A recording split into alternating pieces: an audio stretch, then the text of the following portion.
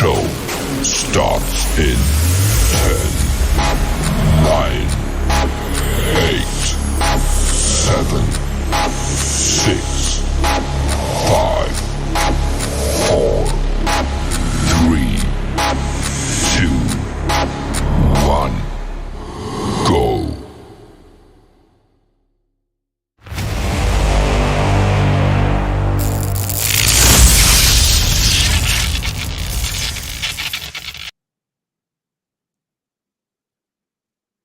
Hit it.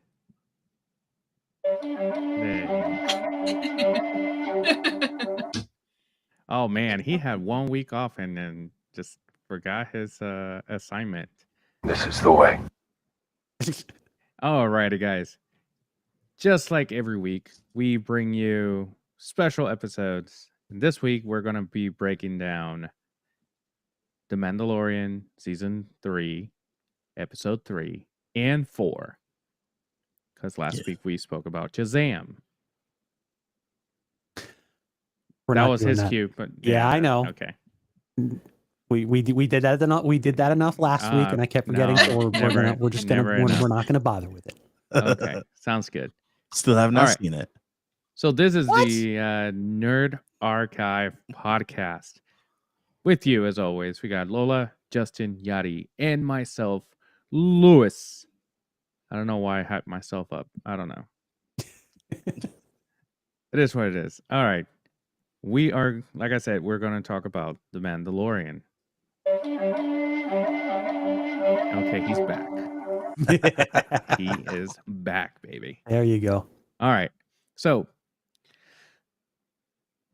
let's start off with the quote of the week. The nerdy quote of the week. Sounds good to me. All right, everybody. Time to test the host's nerdy knowledge with this week's nerdy quote. So, we're going to get right into it. Up until this point, the scores stand as Lewis at 4, Lola at 7, and Yadi at 4. So this quote is obviously from Star Wars. And here we go. You can't win, Darth. Strike me down and I shall become more powerful than you can possibly imagine.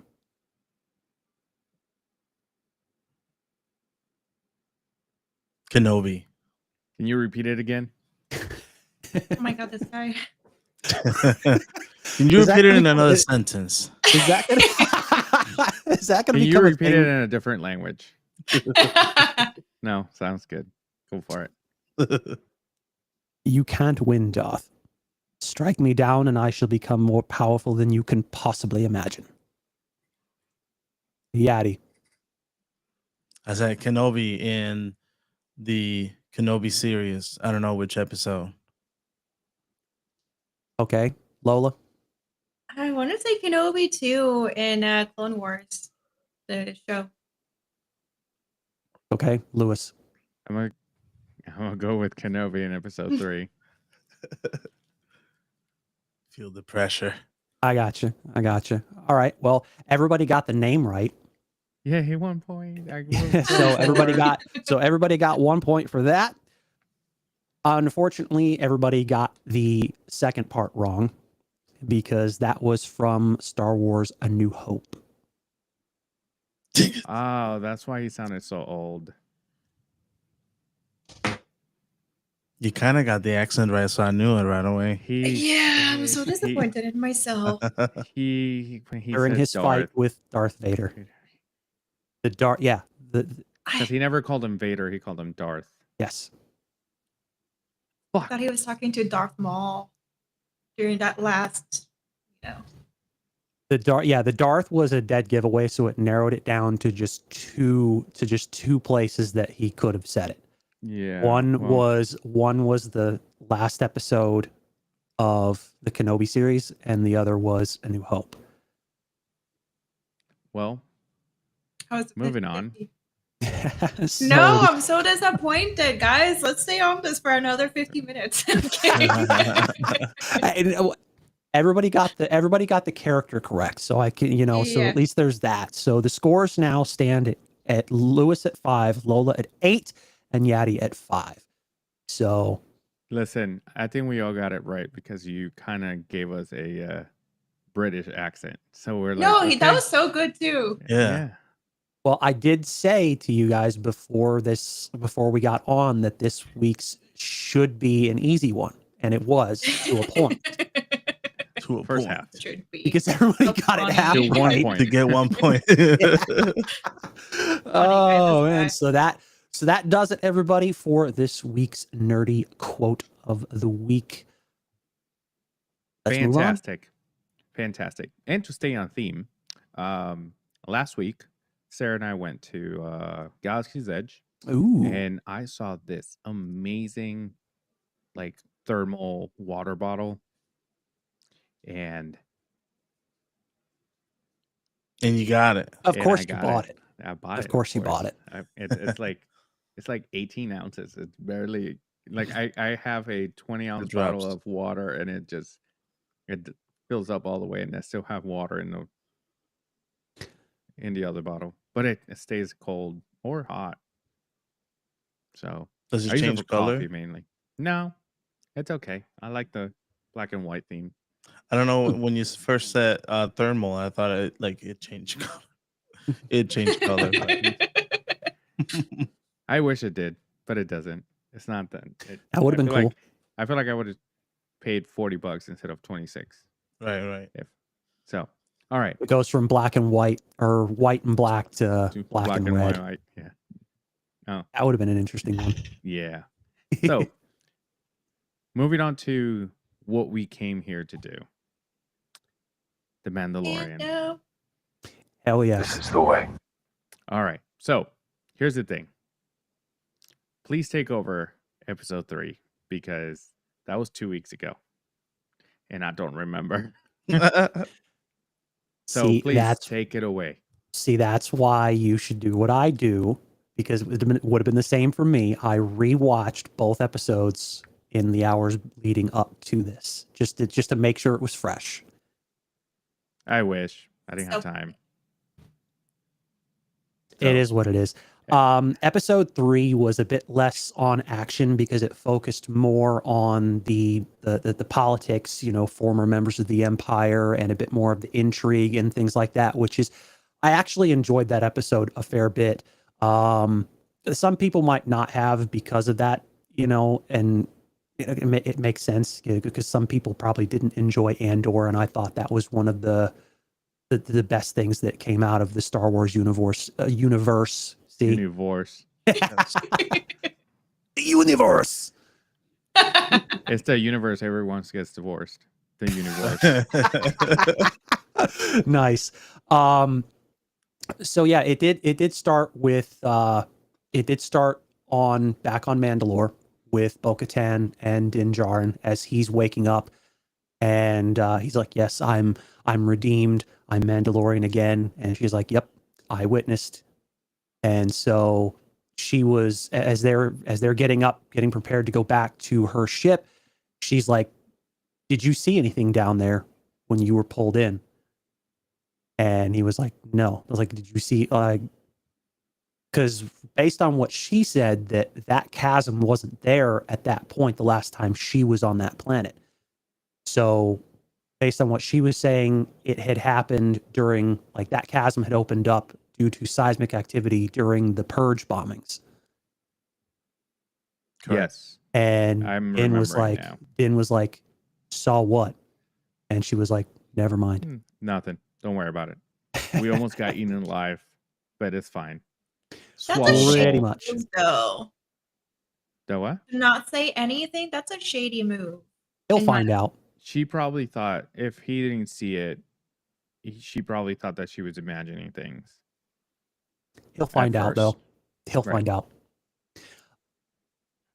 I did. And then real quick, I did see a TikTok, and it was a Mandalorian TikTok, and it said, "So you want to ride a mythosaur and lead the Mandalorians? How is he gonna fit in your ship?" And he takes out a Pokeball, Yes. Yes. yes. and the theme song starts playing. I thought that was very cool. Oh yeah. I actually shared that one with you guys. Did you? I think so. I don't. Unless I forgot. I don't I'm pretty sure I did, but yeah.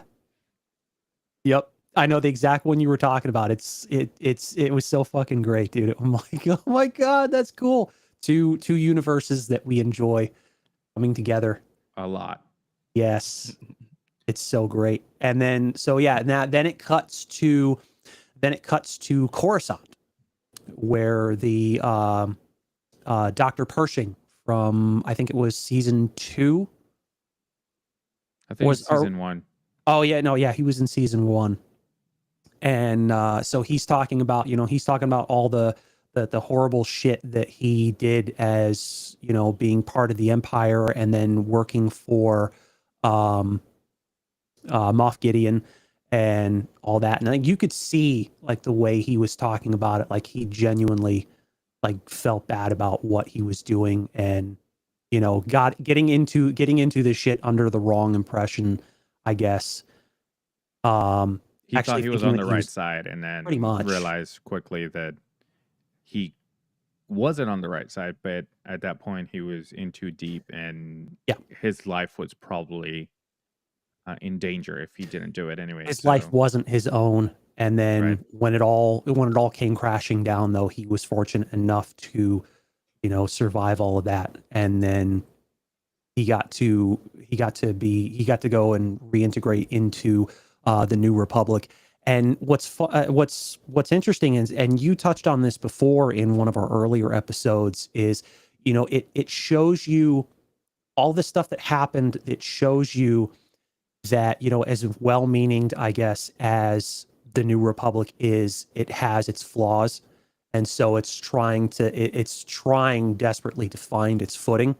And so in that respect is kind of making some of the wrong decisions.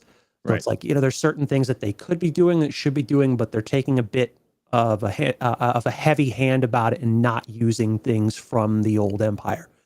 Whereas you could repurpose some of these, bits of technology and things like that rather than just destroy it.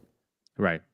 So it really doesn't make a lot of sense. Instead of building new things and spending money on new things, they should have just repurpose and use them for good instead of. Right. Oh yeah. So go ahead. And then so it cuts to when he's going back to the amnesty housing, and then he comes across the four the 3 that are sitting there, and the one chick that I recognized immediately from that was Quantum Mania, the lady. Oh, she was the actress, right? Yeah, the one leading the. Her name is Katie O'Brien. She in Quantum Mania, she's the warrior lady that they encounter in the Quantum Mania.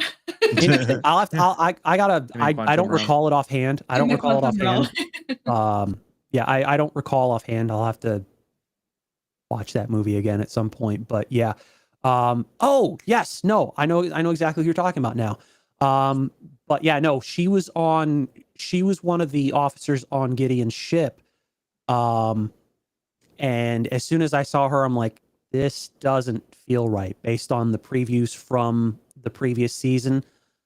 And so she's trying to convince Dr. Pershing to, to continue his research and things like that. And I'm like, she's going to betray him. She's going to do something she's going to get him to do something really stupid, and then she's going to betray him right at the end. And sure enough, as soon as they try to get off of that, the old decommissioned Star Destroyer with all of his mobile lab stuff and things like that, and she turned on him. And then what the fuck was that machine that they used on him? A repurposed mind flare. Which is funny because they chose to repurpose that. Right. Which is weird. But they had initially set it on a lower setting, just to kind of, I suppose you could consider it almost like a lobotomy. Right. And it was like he was smiling, and then you could see her. It's like she can I stay? He's he's done some dumb shit, but he's still a friend. And I'm like, you're gonna fuck this guy over. And as soon as the dude leaves, she turns that fucking shit up all the way and just fries his fucking brain. And they're Here- going to here- come back to that, I think. Oh yeah. So there's a theory going around that she is pregnant in the show because she keeps kind of touching her stomach, and they make it look like she's fixing her shirt, but Hmm. sometimes her hand just stays on her stomach. And the theory is that they were successful in doing the cloning and impregnated her with the clone, and the clone is Snoke. Mhm. Well, they are touching about on that right now on what's that show? The Bad Batch. That's what they were leading to in the first season. I still have to catch up on the second season, but Right. And like they had the ending of the first season of the Bad Batch is they're with the Kaminoans, and now they have all the cloning technology and all that. right. Hmm. So their theory on this is that she's pregnant and they wanted to get rid of the only person that can do the cloning so it doesn't so that he can't stop it.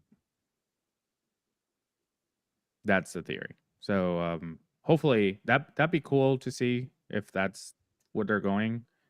But there's so many other things they can do.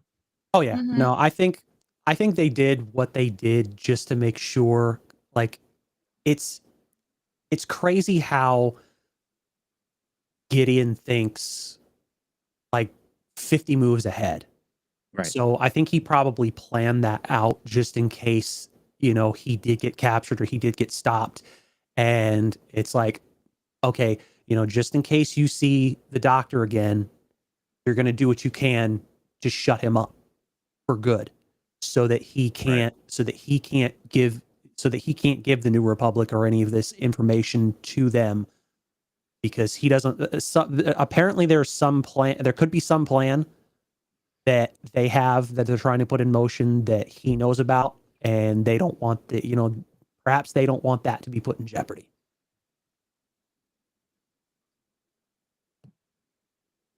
That is possible.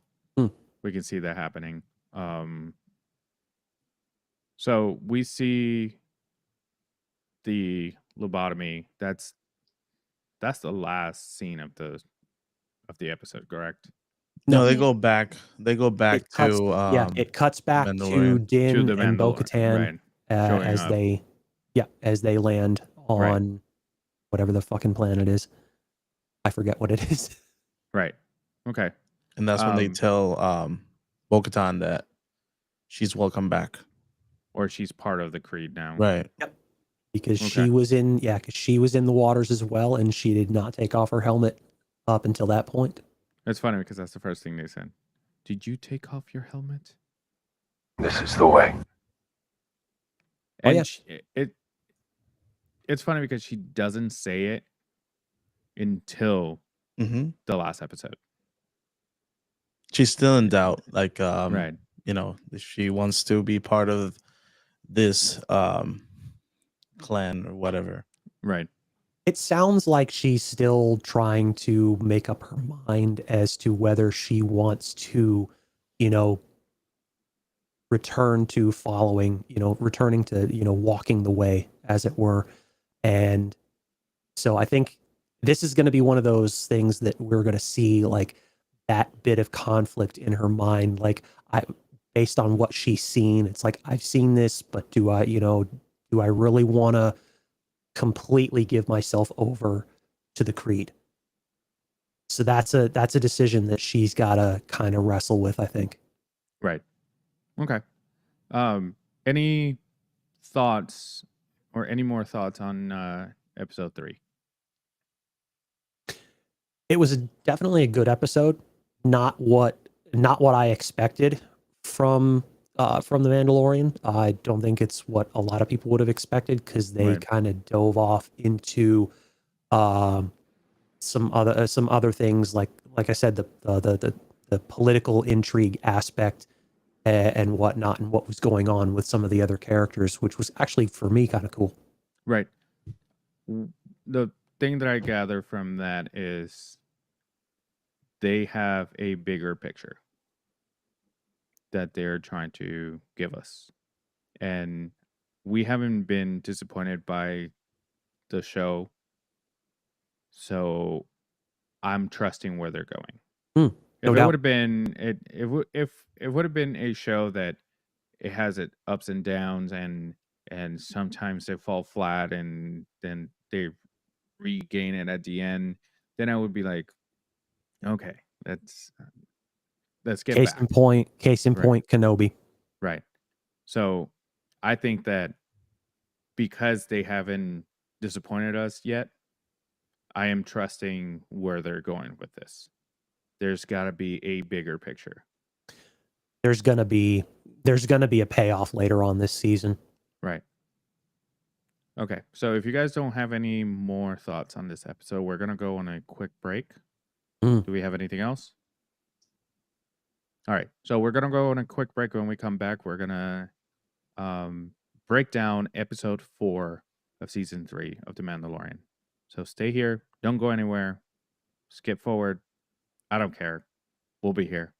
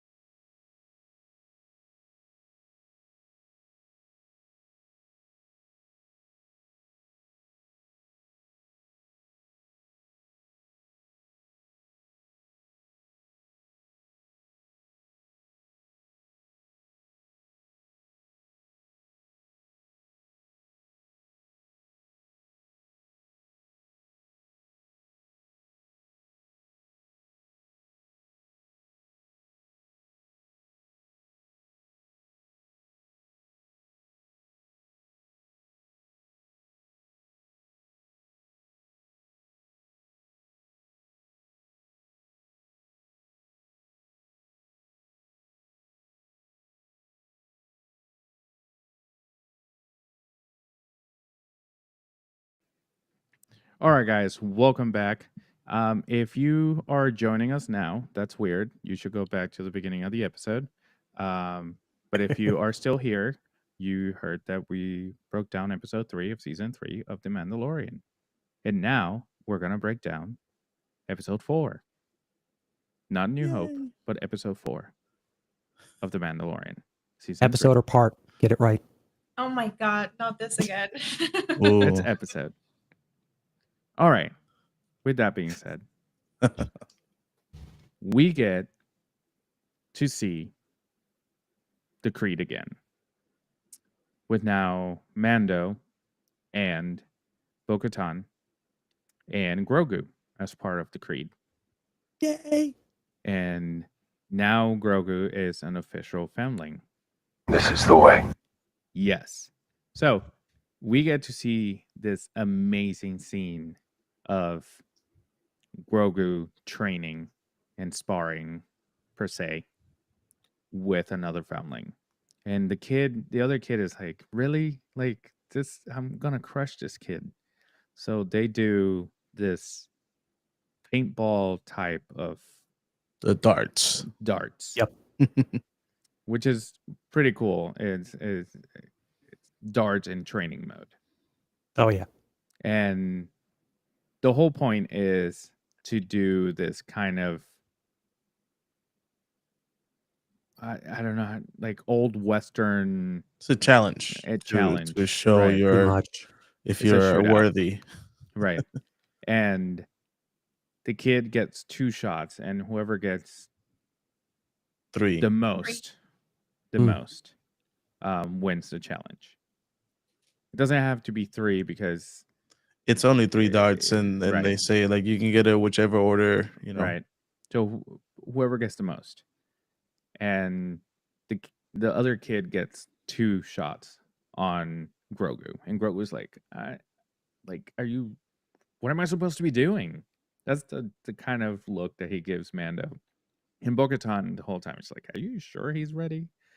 And he's like, yeah, just wait.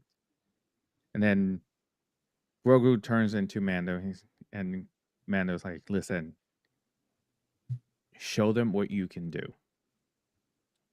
Show He's them like, the way. All right then. Okay. Oh yeah. Okay, I'm about to snap this kid's neck for sure. So he goes very Yoda-like, Yup. and the kid shoots, and he jumps over him. He dodges the paintball dart, and he lands behind him and jumps back forward and shoots him the 3 times, and he hits all 3 darts. That whole scene. I'm like, I get goosebumps just looking at it. I'm like, oh, Yoda in the making. Yup. And that's what I got from that. But it's a Yoda and a Mandalorian had a baby. The And we get Yoda-lorian. Yoda-lorian. I didn't watch that video, but if you guys want to break down that theory, I would love to hear it more. So whoever wants to talk about it, please go. Which video? The video that Lola sent on the Discord yesterday. Was it yesterday? Oh or the yeah, day before? yeah. Yeah. I know the video you're talking about. It's an interesting theory, but the information that I've read on the Force and the Jedi and that there's a bit more detail on it, and most of it's from I want to say Legends or the Expanded Universe, which basically states that going into the one that Lola posted basically states that the dark side created Anakin, and in response the Force also created Grogu. And I suppose it kind of makes sense, but the way based on what I know is Anakin was created by the Force. not necessarily the dark side, but he was created by the Force as a response to Darth Plagueis's machinations, his experiments with the midichlorians, because he was trying to do basically just that. He was trying to create a being that was created by the Force to be, I would assume, the ultimate Sith. And so in response, the Force said, no, fuck you. We're going to do, we're doing this. And the Force essentially created Anakin. And so Plagueis was, in all intents and purposes, afraid of Anakin because he knew of Anakin's existence. He had been there, had visited Anakin on Tatooine, and basically was afraid of him. But Palpatine saw it as an opportunity. We can mold this, kid because of how, Palpatine is. He's like the master manipulator. Right. And so he used that to his advantage after killing Plagueis and taking over as the new Dark Lord. And so he used his abilities to manipulate Anakin from the get-go to eventually turn him to the dark side. He played the long game. Pretty much. Now, Grogu, being how he is, at such a young age, that for me is kind of a given because based on what we know about his species, they're naturally strong in the Force. And so it was kind of a given that he would learn pretty quick, based on what he's learned so far. And we don't even know the full extent of what he's learned in the 2 to 3 years that he was with Luke. Right. But I think that's what we're going to find out in these next few episodes. Right. And seeing the little bit that they're showing us and knowing that they like to keep things under wrap until we see it. It's got to be a lot more. Oh, yeah. And we also get to see in this episode how he was able to escape the temple when it was being attacked, which was pretty cool. I'm actually glad that they brought, I'm actually glad they gave Ahmed Best his spot, as short as it might have been. Like he had his opportunity and he made it. I think he makes a pretty good Jedi. Yeah. Yes. It's about as close as you're going to get to seeing Jar Jar as a Jedi. Exactly. Or as a Force user, period, really. For those that don't know, that was a Easter egg. We get to see the actor that played Jar Jar's voice as a Jedi, the Jedi that saved Grogu in this episode. It's a little Easter egg that they throw in there because he barely talks in the episode anyways. But it was pretty cool. I think there's going to be another flashback at some point of his character because that's literally all you see before it cuts back to him, because that was during the scene where they were forging his new piece of armor. Right. And Which is almost as big as he is. yes. That is the craziest thing. It's like it looks like a shield, but then it's like she puts it on his chest and it's like literally. Am I the only one that got Flavor Flav vibes from that? Yeah, I didn't even think about that, but yeah, Grogu's first words. Flavor Flav. Listen. We have 2 shows now that have shown us what happened during these times. Mm-hmm. And these are going pretty much side by side because I'm talking about Obi-Wan show or Kenobi show and the Mandalorian, because in Kenobi they show us Reva Right. being attacked by Anakin. And this is probably happening at the same time. Mhm. The scene that we see him escaping, it's probably happening at the same time. And another Easter egg that they gave us was the ship that they escaped in. Oh yeah. Yeah. I was so excited when I saw it. Yeah. That's the ship that we see, especially in the first episode or episode 1. Padme. of Star Wars, it's the ship that Padme uses. It's a similar one. Right, It's the ship itself is the same design as the one from Episode 3. correct. We also get to hear the blaster sounds from I don't know what specifically they protect, but in episode 1, they're protecting Queen Amidala. They're different blaster sounds. And once they started firing, I was like, oh my God, episode 1 all over again. Yes, that was pretty cool. Yeah. Also, we get right after the scene where Grogu is practicing and training, we get to see the little kid. He walks away. He's embarrassed. He's pissed off that he lost to someone that just showed up, which And that hasn't even taken. There's someone that can't speak. Yeah, because that was the whole point.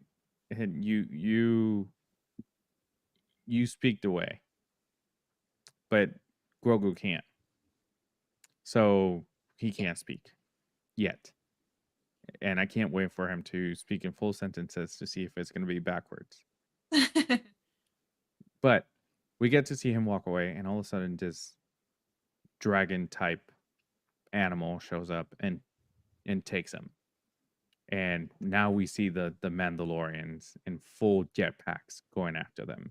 And it's funny because the first thing I said to Sarah was, they're not going to make it because those jetpacks aren't made for long distances. No, They're not meant for flying. They're meant for taking you from short places from point A to point B. Yep. And sure Or enough, go one up. by one. Yep. They One start by one, they all ran out of fuel. Yep. So we get to see that. And as soon as they all fall, what do we see? Bo-Katan chasing this bitch. And obviously she knows that if she follows him all the way and engages with this dragon, that it's going to kill the kid. So she comes back. Hey, I followed this animal all the way to the lair, and I know where it is. We can go and surprise him. Perfect. So they make up a plan. The plan is to get as close as they can without alerting it, and then walk the rest of the way. This is the way. This is the way. So it's starting to get dark. They get hungry. This is where I think this creed is inconvenient. Yeah, a little bit. They're all sitting around the fire, and all of a sudden they all have to get up and disperse Oh, yeah. so they can take off their helmets, which I understand. But why can't the law be you cannot show your face to anybody outside of the creed? This is the way. No, I get it, but really? Yeah, no, I think they're a bit rigid in that sense, which is, like you said, it's a bit inconvenient, but I suppose they made it convenient in that sense when Din explained it to Bo-Katan. It's just like, yeah, no, you don't. You just find a spot where no one else can see you, and then you take off your helmet and eat. You know, it's funny because I feel like making babies would be very hard for this. Like they take off their clothes, their armor, and everything, but they leave their helmets on. Funny you should mention that. Somebody on TikTok asked the question of how do they fuck, and then somebody answered with, "Boy, do I have a fucking fan fiction for you." And apparently, I didn't read it because it was on a video. But apparently, they fuck with their helmets on. And every so often, it's funny because you hear this metals clinking, and it's like, what's happening? Well, don't go in there. It's their helmets banging each other, literally. They created more armors. Yeah. But also, why can't you see the back of each other's head, because then that's a little bit more convenient. Everybody sits with their backs to each other, take off their helmet, they eat, they're near the fire, nobody dies of fucking hypothermia. But no, just find a fucking corner, take off your helmet and eat. That's strange. Yeah, it's a little overboard, but it is what it is. A little weird.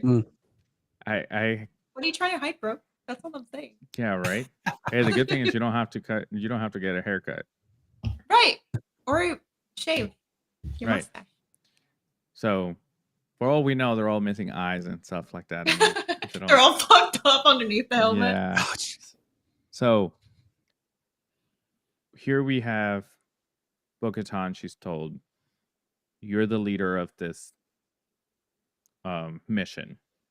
You stay by the fire." And she takes off her helmet.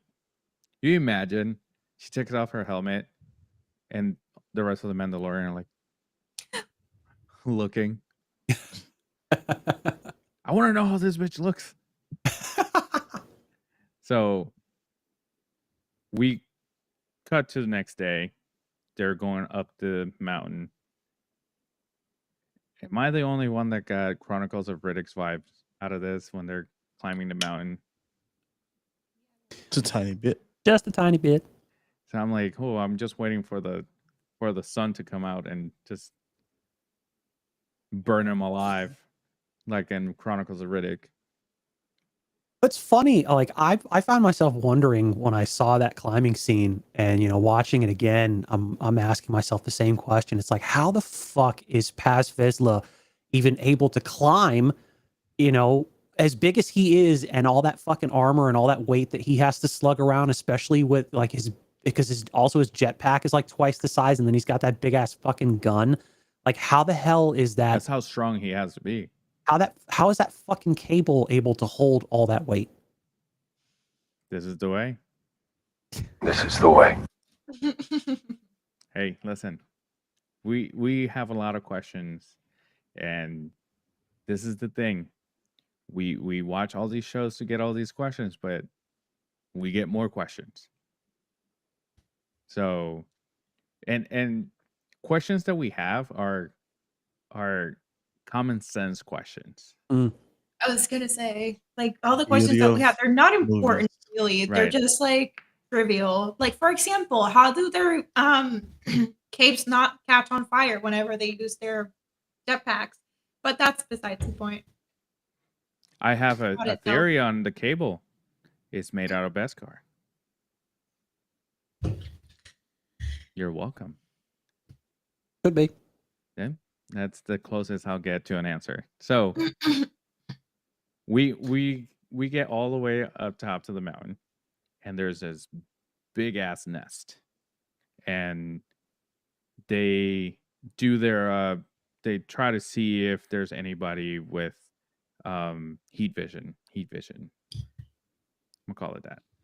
And they see that there's something on there, and here comes we're told that's what's his name? Paz Vizsla. Pat Vizsla. We were told that that's his son. Yep. And that's where the whole sex question came. No pun intended. But Well, son, but that's the Right, the thing, that may not necessarily be his biological son, because they find Right. people on other worlds that It's are like Grogu. displaced. Right, pretty much. And so so he basically got it, like, so where you're going with is like he basically got like ahead of himself and saying, oh, this thing's not there, so and he Right. just starts yelling out, what was that kid, what was the kid's name? Patrick. No, I think he called him Ragnar. Yes. Which is weird, because that's a Viking name. Hey man. But it works. We But but back to the point, like he's calling out to the kid, and out pops these 3 little baby dragons, or whatever you want to call them. And it's stick just with like, that. he's like, well, all Din saw was a heat source. Mhm. And Vizsla assumed that was his kid, and like I said, just jumped in head first, thinking, okay, I'm gonna get him, and we're gonna get out of here. And then out pops these 3 little baby dragons, and I'm just like, yeah, I knew it. Yep. And then we see Mama Dragon show Yep. up, and she throws up the kid. That was out of left field completely. I'm like, Yep. oh crap. I actually thought that she was gonna come up with the kid in her talons and just drop him for Right. the 3 to eat, because that's pretty much what the purpose was. And then it's Right. like you didn't see him, and then all of a sudden, bleh, Yeah. throws him up, and I'm like, okay, that makes sense. It's a bird essentially. So Right. So it's not a dragon, it's a bird. So we get to see them go off. The bird sees them and grabs the kid and flies away.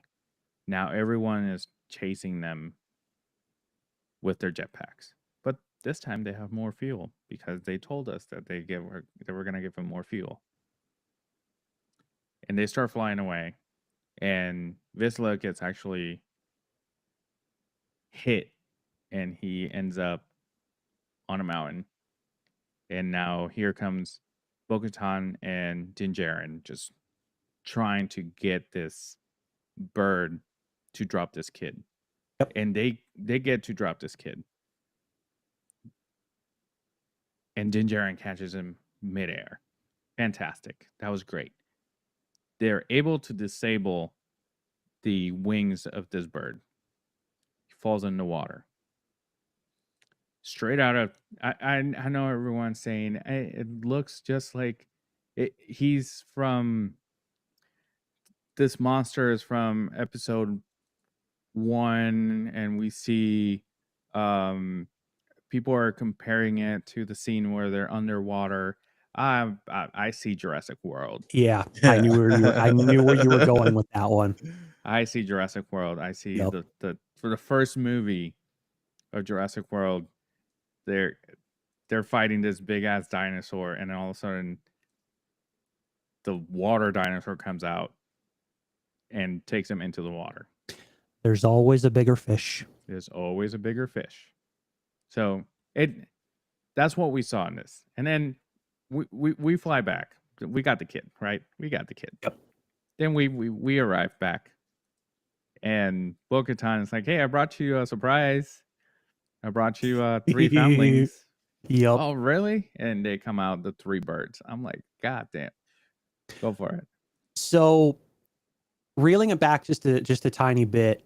So going back to episode 3, when they're both welcomed back, and it cuts to Paz Vizsla, and he's standing there, and you can tell by the way he's standing there, he's like indifferent to the whole thing. Like he was so like steadfast, and it's when they first came back, and it's like, you don't fucking belong here, you're apostates, go away. And so when they get welcomed back, but he's just like kind of indifferent and whatnot. But then, seeing that Bo-Katan and Din, risked their lives and saved his kid, it's like you could see that change. It's like now he's redeemed in Paz Vizsla's eyes, and it's just like, thank you. Right. And it's just like, that works. I guess it didn't work during the first episode when he saved him from the other monster, but this one is more personal. Well, I mean, and that's the thing though. It's more along the lines of they live by this code of honor, and so they don't really bend in that respect, no matter what. And to a point, I kind of respect it, because This is the way. exactly. And so if you swear by this code, you should live by it, no matter what. And I get it. Some people take certain things to extremes. We're not going to. Yeah, well, I mean, we're not going to we're not going to go off into like the real life BS of any of that shit. Right. But in this context, it makes sense. Right. And so like he was, like I said, he was indifferent about it. But then, when he saw that Din Djarin, saved the kid from dying and risked his life in order to do so, that kind of, I think it seemed like it changed his view and kind of Right. brought him around. Right. Which is good. It's good to have him on your side, really. Yeah. Mhm. Yeah. Especially it's, going back. He Go said ahead. that this guy is legit, Right. Especially going back to your point of him going up the mountain. He's carrying all this armor and Yeah. his big ass gun and all that. You want this dude on your Yeah. side. You want this big motherfucker standing behind you to back you up I rather don't than know if having I him want in your standing path. behind me, but I think You'd that- rather have this motherfucker standing behind you, backing you up, rather than being in your path saying, guess what? Fuck you. Right. You're dead if you don't walk away. Right. So we get to see Bo-Katan say the famous words, because This she is the way. Yeah. She also saw that, these people are like a family. It's not just because they were all lost at one point. They see each other as a family, and they will do whatever it takes to help each other out. So she kind of opens up and says, "You know what? You're right. I'm glad to be here." It's still kind of iffy, but Yeah. to a point. And her armor kind of broke during the whole thing, and the armor looks at her and says, "Hey, your armor broke. Let me fix it. It doesn't have the tech that yours had.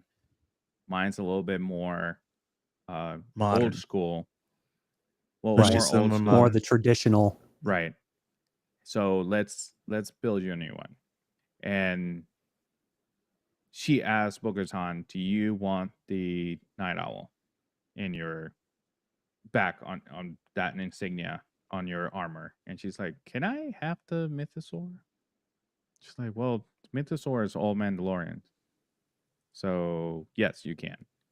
So we get to see her new armor, which was kind of dope. Oh yeah.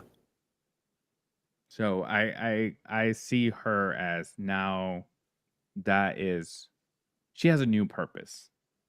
I think her purpose now is to find this animal and to make sure and to prove that it's real, because she actually opens up to the armor, and even though the armor says to her, sometimes your brain plays games with you, so maybe you just imagined it. And she kept saying, "No, trust me, it's real."